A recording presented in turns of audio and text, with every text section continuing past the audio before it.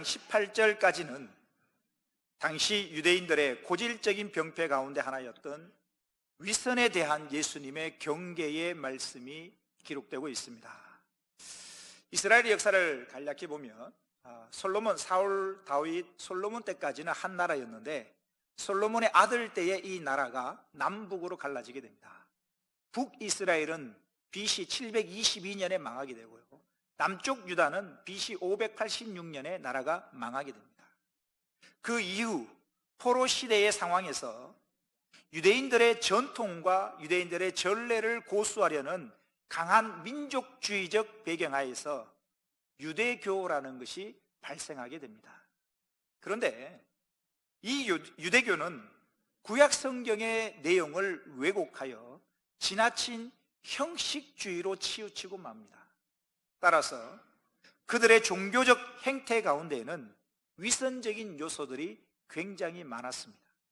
예수님께서는 그들이 구약 율법을 빌미로 저지르는 대표적인 위선을 마태복음 6장에서 말씀하고 계십니다. 즉 오늘 본문 1절은 종교적 위선에 대한 서론적 경고의 말씀이고 2절부터 4절까지는 구제에 대한 말씀입니다. 이어서 다음 주에 살펴보겠지만 5절에서 15절까지는 위선적인 기도에 대한 말씀입니다. 이어서 16절에서 18절은 그들이 사람에게 보이려고 하는 위선적인 금식에 관한 예수님의 가르치심이 기록되어지고 있습니다. 오늘 본문 1절 말씀 우리 다 같이 한 목소리로 합독합니다. 1절입니다. 시작. 사람에게 보이려고 그들 앞에서 너희 의를 행하지 않도록 주의하라. 그리하지 아니하면 하늘에 계신 너희 아버지께 상을 받지 못하느니라. 오늘 본문 1절에서 예수님께서는 위선이 무엇인지, 위선이라는 것이 무엇인지에 대해서 정확히 정의를 내리고 계십니다. 위선이란 사람에게 보이려고 행하는 의가 바로 위선인 것입니다. 오늘 본문은 다른 목적이 아니라 순전히 사람에게 보이려는 목적으로 의를 행하는 위선에 대해서 예수님이 하시는 경계의 말씀입니다. 즉 구제를 하기는 하는데 사람에게 보이려고 구제를 하고, 기도를 하기는 하는데 사람에게 보이려고 기도를 하고, 금식을 하기는 하는데 사람에게 보이려고 하는 그 금식이 바로 위선이라는 사실입니다. 우린 여기서 한 가지 적용해 봐야 합니다. 어쩌면 우리도 보이지 않는 하나님의 시선보다는 당장 눈에 보이는 사람의 시선을 더 의식하며 살고 있는지도 모릅니다. 우리 이 시간 모두가 예배자로 나왔습니다. 예배 드리는 것도 과연 하나님께서 나의 예배를 기뻐 받으실까? 하나님 보시기에 내가 진정한 예배자일까를 고민하기보다 옆에 있는 사람의 시선을 더 의식하며 예배를 드리고 있는 것은 아닌가라는 것이죠. 예배뿐만이 아닙니다. 우리가 하는 봉사도, 우리가 하는 헌신도, 우리가 하는 구제도 하나님의 시선이 아닌 오늘 본문에서 예수님의 말씀처럼 사람에게 보이려고 하는 것이 아닌가라는 사실입니다. 사도 바울은 이 세상의 모든 것을, 예수 그리스도를 만나기 이전의 모든 것들을 다 배설물로 여긴다라고 성경은 기록합니다. 빌립보서 3장 8절에 그 바울의 고백이 이렇게 기록됩니다. 또한 모든 것이라는 것은 예수 그리스도를 만나기 이전에 얻었던, 예수 그리스도에 만나기 이전에 관심을 가졌던 세상의 모든 것들입니다. 재물, 명예, 권력, 부귀, 장수, 이 모든 것들을, 예수 그리스도를 만나기 이전에 모든 것들을 해로 여김은 내 주 그리스도 예수를 아는 지식이 가장 고상하기 때문이라. 내가 그를 위하여 모든 것을 잃어버리고 배설물로 여김은 그리스도를 얻고. 사도 바울은 고백합니다. 예수 그리스도를 만나기 이전에 세상의 모든 것들을 다 배설물로 여긴다는 사실입니다. 그러면 바울은 왜 세상의 모든 것들을 배설물로 여기고 있는 것일까? 그 이유가 뭘까? 그 이유를 연하여서 바울은 이렇게 고백합니다. 위에 있는 상을 바라보기 때문이라는 것입니다. 그것이 13절, 14절에 나옵니다. 보십시오.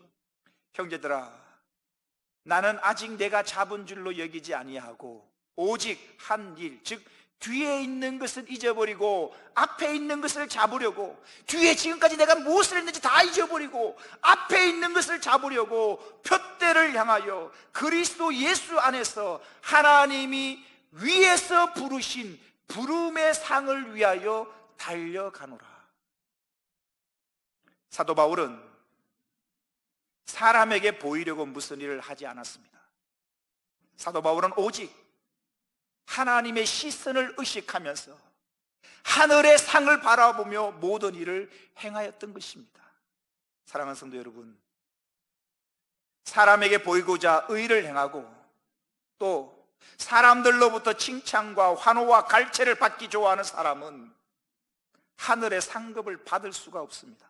왜냐하면 이미 사람들로부터 그 상을 다 받았기 때문입니다. 성도는 범사를 오직 하나님의 시선을 의식하며 하나님을 위해서 행해야 합니다. 그래서 에베소서 6장에 이런 말씀이 있습니다. 눈가림만 하여 사람을 기쁘게 하는 자처럼 하지 말고 그리스도의 종들처럼 마음으로 하나님의 뜻을 행하고 기쁜 마음으로 섬기기를 주께 하듯 하고 사람들에게 하듯 하지 말아라. 모든 일을 마음으로 하나님의 뜻을 행하고 주께 하듯 하고 사람에게 하듯 하지 말아라. 사람이 보든지 보지 않든지, 사람이 인정하든지 인정하지 않든지 하나님의 말씀을 따라 행하며 선과 의와 구제를 행하는 것이 바로 하늘의 상급을 받을 성도의 참된 자세라는 사실입니다. 저는 성도님들을 볼 때마다 참 감사한 마음이 듭니다. 그죠? 오늘 또 일부 예배를 드리면서 식당 봉사를 준비하시는 분들이 계셨고, 남들보다 더 일찍 나와서 안내위원으로, 새가족위원으로, 찬양대원으로, 교사로 헌신하시는 여러분들을 볼 때마다 감격이 있습니다.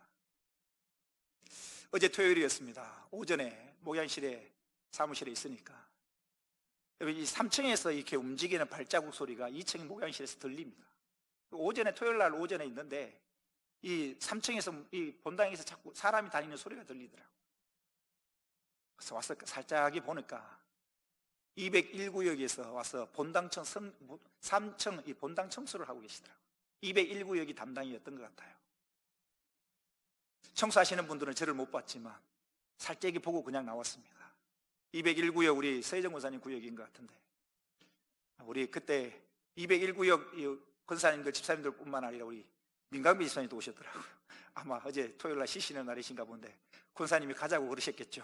청소하는데 도와달라고. 그래서 오셔서 같이 이렇게 청소하고 계시더라고요.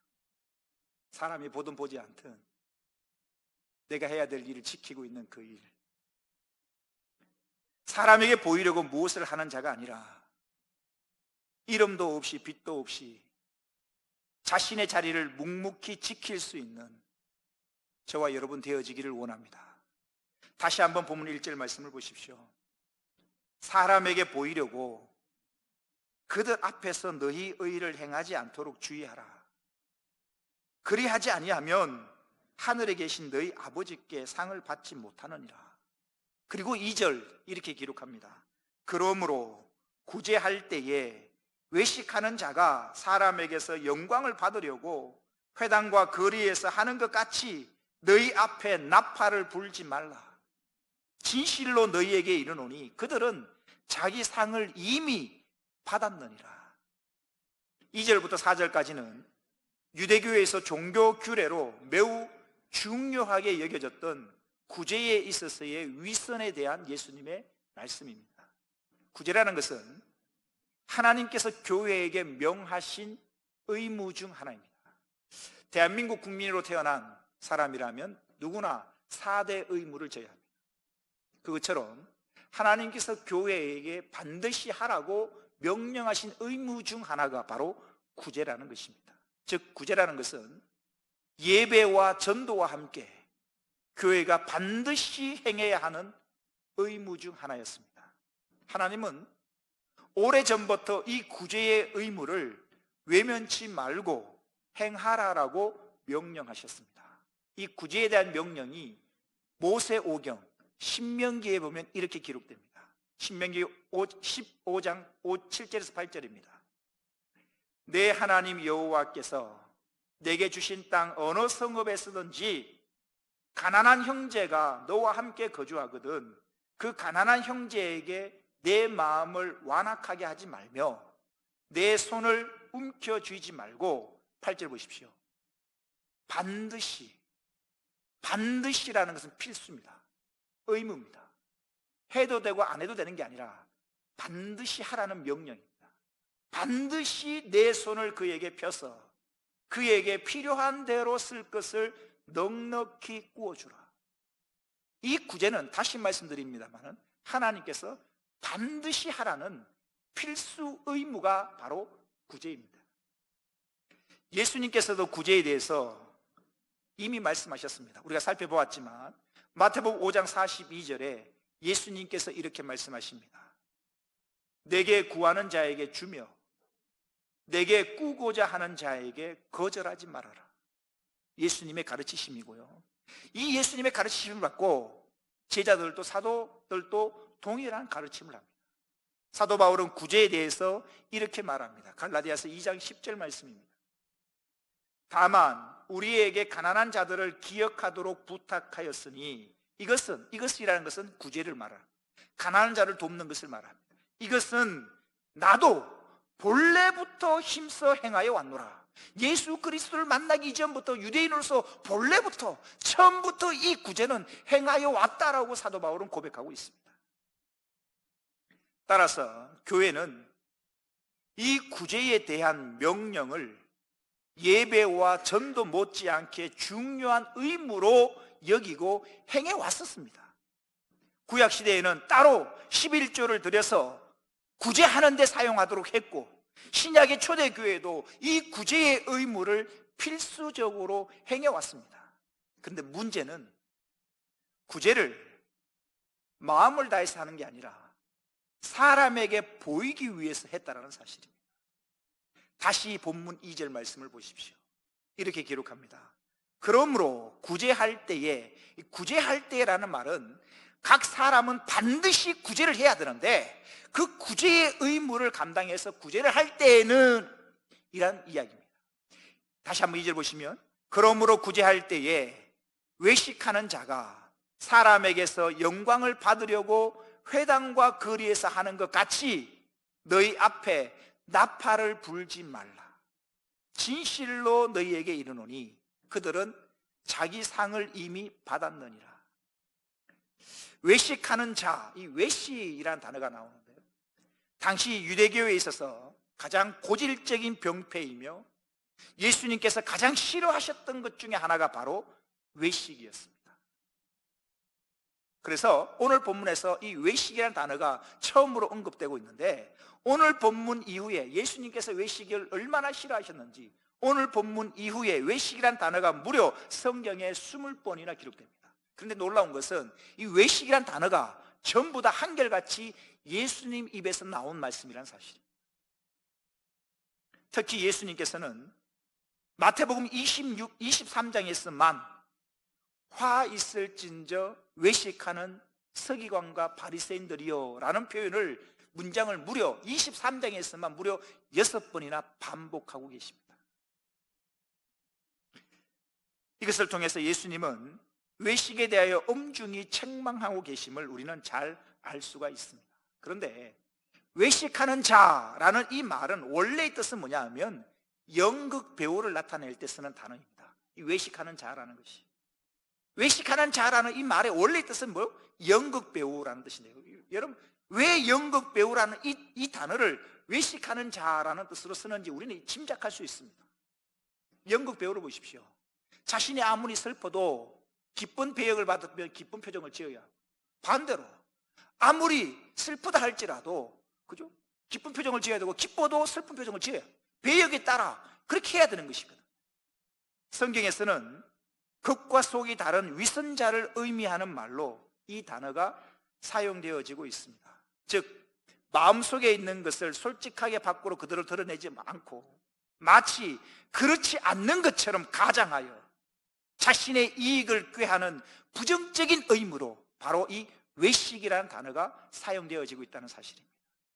이러한 외식하는 자는 많은 사람들이 목격할 수 있는 회당과 거리에서 공개적으로 구제할 뿐만 아니라 이것을 자신들이 구제할 때는 모든 사람들이 알 수 있도록 구제할 때는 반드시 그들은 나팔을 붑니다.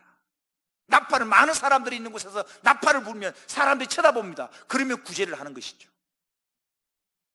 그래서 외식하는 자의 구제는 실제로 가난한 자들을 돕는 것이 목적이 아니라 사람들 앞에서 자신을 자랑하고 자신을 과시하기 위한 목적으로 그들은 구제를 하고 있었던 것입니다.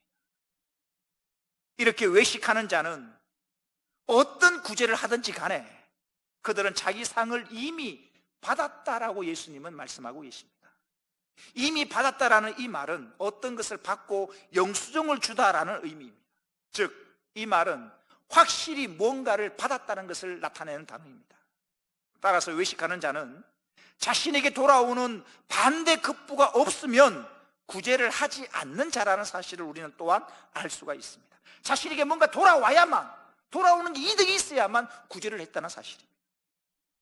그리고 실제로 외식하는 자들은 남에게 보이기 위하여 구제를 하기 때문에 구제를 할 때 이를 목격한 사람들로부터 칭찬을 받음으로써 이미 그들은 상을 받았다라고 말할 수 있는 것입니다. 그리고는 주님이 구제를 할 때는 이렇게 하라라고 말씀하십니다. 본문 3절을 보십시오. 구제를 할 때 위선적으로 나팔을 불며 사람들에게 자랑하듯 자신을 과시하듯 그렇게 구제하는 그들을 향하여 주님은 이렇게 말씀하십니다. 3절입니다. 너는 구제할 때에 오른손이 하는 것을 왼손이 모르게 하여. 여러분, 이 오른손과 왼손이라는 것은 내 몸에 붙어있는 지체입니다. 여러분, 내 몸에 붙어있는 한 지체인데 오른손이 하는 일을 왼손이 모를 수가 있겠습니까? 그럴 수 없습니다. 그러나 3절의 이 말씀은 같은 지체라 할지라도 알지 못하도록, 같은 지체조차도 알지 못하도록 구제하라는 과장법적 표현으로서 이 말은 구제를 은밀하게 하라라는 뜻입니다. 또한 이 말씀은 행동으로 이어지는 구제뿐만이 아니라 마음으로 하는 동정이나 아니면 앞으로 구제를 하려고 하는 계획조차도 은밀하게 하라는 주님의 뜻입니다. 그런데요, 여러분, 이 말씀이 그다지 어렵지 않은 것처럼 느껴질지 모르지만 구제를 할 때 은밀하게 하라는 이 말씀은 사실 굉장히 이행하기 어려운 말씀입니다. 왜냐하면 사람들에게는 자신의 이름을 드러내고자 하는 명예욕이 있기 때문입니다. 창세기 11장에 보면 하나님의 진노를 받는 것 중에 하나가 뭐냐 하면 바벨탑을 쌓는 사건이 나옵니다. 그런데 그 당시 사람들이 바벨탑을 왜 쌓았는가? 바벨탑을 왜 쌓으려고 했는가? 성경은 바벨탑을 쌓으려고 하는 사람들의 이유를 이렇게 기록하고 있습니다. 창세기 11장 4절입니다. 또 말하되 자 성읍과 탑을 건설하여 그 탑 꼭대기를 하늘에 닿게 하여, 그 다음 뭐요? 우리 이름을 내고. 우리 이름을 내고. 바벨탑을 쌓는 이유가 우리의 이름을 내고 싶은 겁니다. 자기의 이름 석자를 남기고 싶은 것입니다. 그래서 뭐요? 바벨탑을 쌓는 것입니다. 하나님께서 사무엘상에 보면 사무엘 선지자를 통하여 사울 왕에게 한 가지 임무를 주십니다. 사명을 주십니다. 뭐냐? 아말렉과의 전쟁을 하라, 아말렉을 진멸하라 라고 하나님이 사울 왕에게 하나의 사명을 주십니다. 그걸 한번 볼까요? 사무엘상 15장 1절에 3절에 보면 이렇게 기록되어 있습니다. 사무엘이 사울에게 이르되 여호와께서 나를 보내어 왕에게 기름을 부어 그의 백성 이스라엘 왕 위에 왕으로 삼으셨은즉 이제 왕은 여호와의 말씀을 들으소서. 이제 사울 왕이여 당신은 하나님의 말씀을 들으십시오. 하나님이 뭐라고 말씀하셨는가? 2절에 이렇게 말씀하십니다.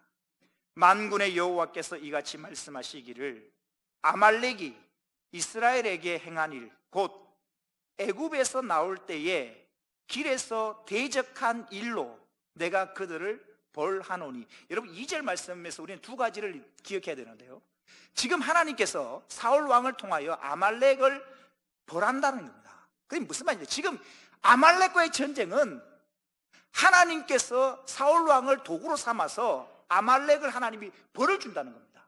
그러니까 이것은 하나님께서 소돔과 고모라에 하나님께서 불과 유황을 내리셔서 그들을 벌하셨던 것처럼 하나님이 지금 아말렉을 벌 주기 위해서 지금 전쟁을 하는 겁니다. 그러면 여러분 사울 왕이 아니어도 이 전쟁은 반드시 이깁니다. 사울 왕이 아니더라도 소돔과 고모라처럼 하나님이 불을 내리셔서 그들을 벌할 수 있습니다.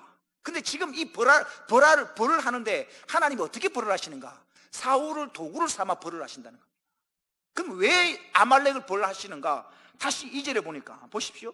만군의 여호와께서 이같이 말씀하시기를 아말렉이 이스라엘에게 행한 일, 무슨 일을 행했는가? 곧 이스라엘 백성들이 애굽에서 나올 때에 길에서 이스라엘을 대적한 일 때문에 내가 그들을 벌한다. 그런데 여러분 이건 굉장히, 지금 사울 왕과 이스라엘 백성이 출애굽할 때는 시기적으로 400-500년 전의 이야기입니다. 이스라엘 백성들이 출애굽할 때는 400-500년 전에 출애굽을 해왔거든요. 지금 출애굽을 해서 이미 시간이 한 500년 정도 흘렀습니다. 500년 전에 행했던 그 아말렉이 행한 일을 하나님은 잊지 않고 계셨습니다. 비록 시간은 흘렀지만 500년이 지나서 이제 하나님의 때가 되어 500년 전에 행한 그 일에 대해 하나님이 지금 벌을 주시는 것입니다.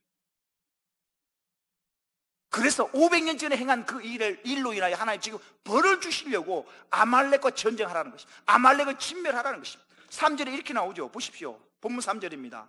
지금 가서 아말렉을 쳐서 그들의 모든 소유를 남기지 말고 진멸하되, 하나님이 벌을 주시는 것입니다. 남녀와 소아와 젖먹는 아이와 우양과 낙타와 나귀를 죽이라 하셨나이다. 하나님께서 500년 전에 행한 그 일에 대하여 하나님이 지금 벌을 내리시는 거예요. 그러니까 이 전쟁은 반드시 이길 수밖에 없습니다. 하나님이 하시는 전쟁이고 하나님이 벌을 주는 전쟁이기 때문에 이 전쟁은 사울이 안 가더라도 반드시 이길 수밖에 없는 전쟁입니다. 그러면 이번 전쟁은 당연히 이겼습니다. 당연히 이기게 되는데, 당연히 이기고 돌아온 사울이 제일 먼저 무엇을 하는가? 사무엘상 이어서 15장 10절 이하입니다. 여호와의 말씀이 사무엘에게 임하니라 이르시되 내가 사울을 왕으로 세운 것을 후회하노니 그가 돌이켜서 나를 따르지 아니하며 내 명령을 행하지 아니하였음이니라 하신지라. 사무엘이 근심하여 온 밤을 여호와께 부르짖으니라. 12절입니다. 사무엘이 사울을 만나려고 아침에 일찍 일어났더니 어떤 사람이 사무엘에게 말하여 이르되 사울이 갈멜에 이르러 자기를 위하여 뭘 세우고? 기념비를 세우고. 이번 아말렉과의 전쟁을 해서, 전쟁에서 제일 먼저 사울이 뭘 했는가? 하나님, 전쟁에 이기게 하신 하나님, 당신의 영광을 받으십시오. 하나님께 예배를 드린 것이 아니라 전쟁에서 이기고 와서, 당연히 이길 전쟁, 하나님이 벌 주시는 그 전쟁에서 이기고 온 이 사울이 제일 먼저 한 일이 뭐냐? 자기를 위하여 기념비를 세웠다는 것입니다. 자기의 이름 석자를 세웠다는 것입니다. 하나님께 영광을 돌리지 아니하고 하나님이 받으실 그 영광을 자기가 가로치는 겁니다. 자기 이름 석자를 새긴 것입니다. 이게 사울이 제일 먼저 한 일입니다. 사랑하는 성도 여러분, 구제를 하면서 자기의 이름을 드러내면 사람들로부터 칭찬을 받음으로써 이미 상을 받았기 때문에 하나님께로부터 받을 상이 없다는 사실입니다. 선택하십시오. 사람에게 상을 받을지 하나님께 상을 받을지. 구제를 하되 은밀히 하십시오. 은밀히 하면 비록 보는 사람은 없었을지라도 은밀한 중에 보시는 하나님께서 반드시 상으로 대갚아 주신다는 사실입니다. 그것이 본문 4절에 나옵니다. 본문 4절 다 같이 읽어보겠습니다. 시작. 내 구제함을 은밀하게 하라. 은밀한 중에 보시는 너의 아버지께서 갚으시리라. 갚으시리라, 이 말은 시제를 보면 미래 시제로 되어 있는데요, 이 말은 미래 어느 시점에 하나님께서 반드시 구제한 행동에 대하여 합당한 보상을 주실 것이라는 것을 나타낸 단어입니다. 근데 이 갚으시리라, 우리 단어는 이 갚으시리라 되어 있는데, 이것을 원어로 보면 이 말은 무슨 뜻이냐면 이런 말입니다. 하나님께서 공개적으로 너에게 갚으실 것이다 라는 이야기. 우리는 이 단어를 통해서 두 가지를 알 수가 있습니다. 하나는 진정한 구제에 대한 보상을 해주시는 분은 사람이 아니라 하나님께서 보상을 해주신다는 사실이고, 또 하나는 하나님의 보상은 공개적으로 이루어진다는 사실입니다. 즉 은밀한 중에 선을 행한 자에 대한 하나님의 보상은 만천하에 공개된 중에 이루어짐으로써 은밀한 중에 구제를 한 자가 받게 될 영광을 강조하고 있는 말씀이기도 합니다. 구체적으로 하나님이 구제하는 자에 대하여 하나님께 주시는 보상은 이렇습니다. 첫째, 하나님은 구제하는 자들에게 물질의 축복으로 보상하십니다. 가난하고 어려운 자들을 보살피는 일은 원래 하나님께서 하시는 일입니다. 신명기 10장 17절 18절에 이런 말씀이 있습니다. 너희의 하나님 여호와는 신 가운데 신이시며 주 가운데 주시요 크고 능하시며 두려우신 하나님이시라. 사람을 외모로 보지 아니하시며 뇌물을 받지 아니하시고, 그 다음 보십시오. 고아와 과부를 위하여 정의를 행하시며, 누가? 하나님께서 고아와 과부를 위하여 정의를 행하시며 하나님께서 나그네를 사랑하여 그에게 떡과 옷을 주시나니, 즉 고아와 과부, 나그네, 힘들고 어려운 자들을 보살피는 것은 하나님이 하시는 일입니다. 그런데 이 하나님이 하실 일을 성도가 했으니 소위 하나님께서 빚을 지신 셈이 되는 것입니다. 이걸 잠언서에서는 이렇게 기록합니다. 잠언 19장 17절 다 같이 읽겠습니다. 잠언 19장 17절 시작. 가난한 자를 불쌍히 여기는 것은 여호와께 구워드리는 것이니 그의 선행을 그에게 갚아주시리라. 지금 잠언서 지금 이 말씀, 가난한 자를 불쌍히 여기는 것은, 가난한 자에게 구제를 하는 것은 여호와께 구워드리는 것이라는 이 말씀이 신명기와 연결되는 것입니다. 하나님께서 가난한 자를 돌보시는 일이 하나님이 하실 일인데, 그걸 내가 했으니 가난한 자에게 내가 선을 행한 게 아니라 그것은 곧 여호와 하나님께 구워주는 일이라는 것입니다. 그럼 여러분 보십시오. 하나님께 우리가 구워줬다면 하나님께서 원금만 갚으실까요? 아니라는 사실입니다. 몇 곱절의 이자를 덧붙여서 갚으십니다. 그것이 잠언 11장 24절 25절에 이렇게 기록되어 있습니다. 보십시오. 흩어 구제하여도 더욱 부하게 되는 일이 있나니 과도히 아껴도 가난하게 될 뿐이니라. 구제를 좋아하는 자는 어떻게 되어지고 풍족하여질 것이요, 남을 윤택하게 하는 자는 자기도 윤택하여지리라. 이것이 구제하는 자에게 하나님 주신 첫 번째 보상이고, 둘째는 구제하는 자는 하나님의 기적적인 은혜를 입습니다. 사도행전 9장에 보면 선행과 구제를 많이 하는 도르가라는 여인이 나옵니다. 사도행전 9장 36절 이하를 보십시오. 요바에 다비다라 하는 여제자가 있으니 그 이름을 번역하면 도르가라. 이 도르가는 선행과 구제하는 일이 심히 많더니 선한 일, 구제를 참 많이 했던 여인이라고 성경이 인정합니다. 그런데 37절에 보니까 이렇게 구제를 많이 하는 이 여인이 병들어 죽었다는 겁니다. 병들어 죽었으면 끝난 게 아니겠습니까? 근데 하나님께서 이 선행과 구제를 많이 하는 이 여인에게 하나님이 특별한 은혜를 베푸십니다. 38절 이하입니다. 룻다가 욥바에서 가까운지라 제자들이 베드로가 거기 있음을 듣고 두 사람을 보내어 지체 말고 와달라고 간청하여 베드로가 일어나 그들과 함께 가서 이르매 그들이 데리고 다락방에 올라가니 모든 과부가 베드로 곁에 서서 울며 도르가가 그들과 함께 있을 때에 지은 속옷과 겉옷을 다 내보이거늘 베드로가 사람을 다 내보내고 무릎을 꿇고 기도하고 돌이켜 시체를 향하여 이르되 다비다야 일어나라 하니 그가 눈을 떠 베드로를 보고 일어나 앉는지라. 베드로가 손을 내밀어 일으키고 성도들과 과부들을 불러들여 그가 살아난 것을 보이니 온 요빠 사람이 알고 많은 사람이 주를 믿더라. 구제하는 자에게 하나님은 특별한 은혜를 베푸십니다. 사랑하는 성도 여러분, 하나님은 결코 성도들이 이웃에게 베푼 사랑과 구제를 잊지 않으십니다. 하나님은 은밀하게 구제하는 자를 보시고 그들에게 놀라운 은혜와 이자를 덧붙여서 몇십 배, 몇백 배의 열매로 되돌려 주신다는 사실입니다. 이 원리를 기억하고 이웃에게 구제하시되 은밀히 하십시오. 오늘 뿌린 구제의 씨앗이 내일의 열매가 되어 돌아올 것입니다. 말씀을 마칠까 합니다. 우리는 예수 그리스도를 본받아야 할 그리스도인입니다. 그러면 예수님께서 이 땅에서 삶을 사실 때 어떤 삶을 사셨는가? 예수님은 하나님이심에도 불구하고 이 땅 위에 인간으로 오셨을 때에는 목수의 아들로 말구유에 오셨습니다.